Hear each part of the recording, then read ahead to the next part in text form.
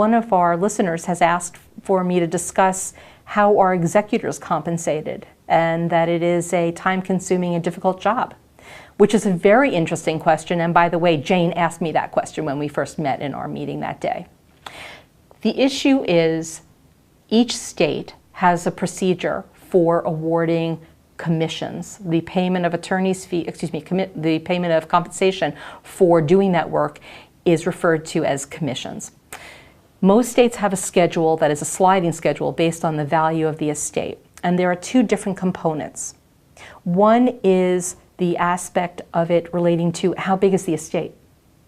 So it isn't simply a numbers game. As you can imagine, having an $11 million estate that's just stock and bonds would be less complicated to administer than a family business that sold stocks that's in the middle of a lot of litigation that has property interests. So for example, in some states, the typical schedule is 2% of the first, 5% of the first 200,000, 3.5% of the next 700,000 or 800,000, depending on the state, and then between 2.5% and 3% of the remainder of it, again, depending on each state's statute. There's also a provision that provides for what's called income commissions.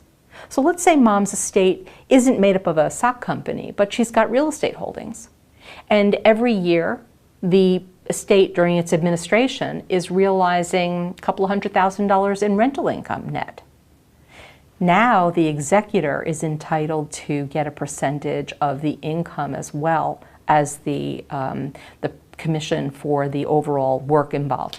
And just to be clear, the commission on the overall work is a one-time payment that's payable at the end of the administration process.